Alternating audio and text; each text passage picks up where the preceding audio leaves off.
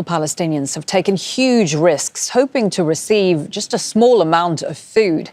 Videos from the controversial Gaza Humanitarian Foundation show the contents of the boxes that are being distributed to starving Palestinians.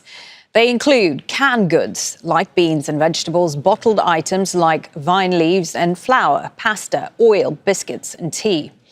Aid experts say what people in Gaza desperately need is nutritious food that is ready to eat because, of course, there is scarcity of water and fuel to cook these supplies, and that puts people at even greater risk.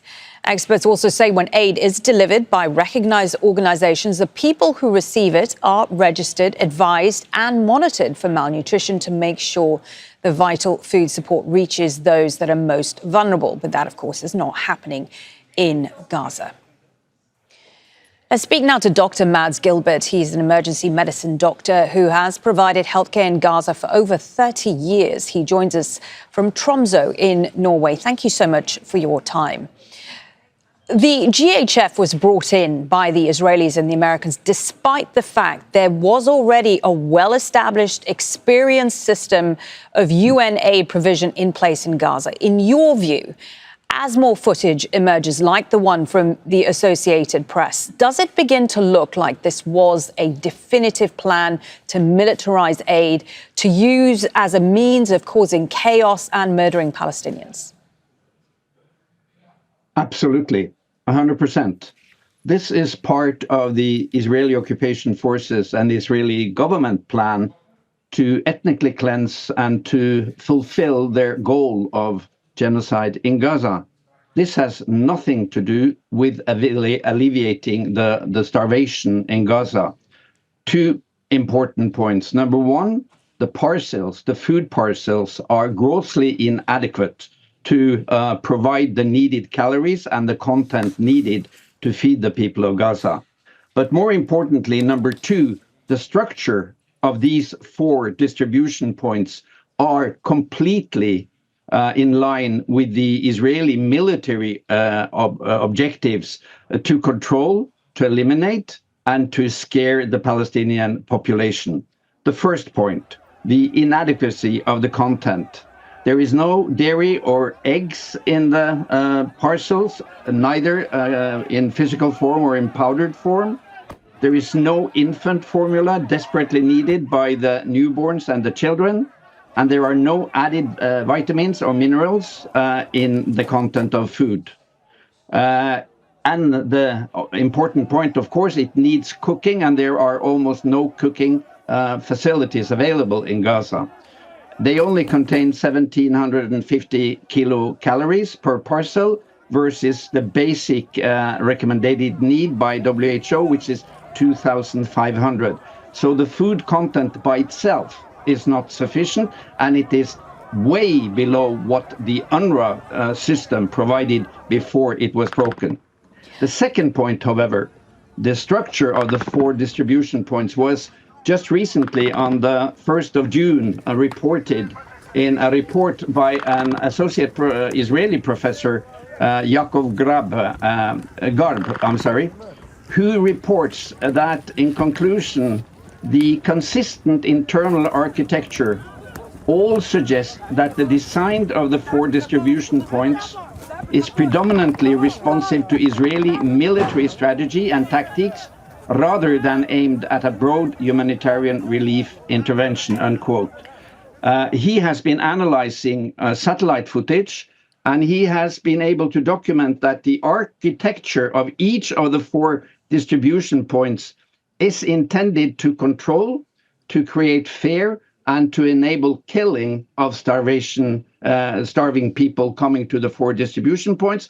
And notably, there is no distribution point north of the Netzarim corridor, which means that the 1 million or so people in Gaza City and around have no access to these distribution points. So this is clearly part of the genocidal intent of the Israeli government, and it needs to be completely condemned, but not only condemned verbally, it needs to be stopped by forceful actions of the Western governments who so far have been supporting these systematic attacks on the basic human rights of the Palestinian people in Gaza. Okay, Dr. Mads, a point that the GHF will come back to you on is they will say that they have delivered more than 52 million meals in 5 weeks, while other aid organizations stand by helplessly as their aid is looted. How does that defense stack up? Well, like the other lies from the Israeli occupation forces, the Israeli government, and this GHF is only a subsidiary of the Israeli occupation of Gaza. It has nothing to do with international relief organizations or the principles of international relief. They may brag as much as they like, but it still comes down to lying. And as I said, the content of these boxes are grossly insufficient. The distribution organization is aimed at using food as a bait to attract starving people, to terrorize them, and then to kill them.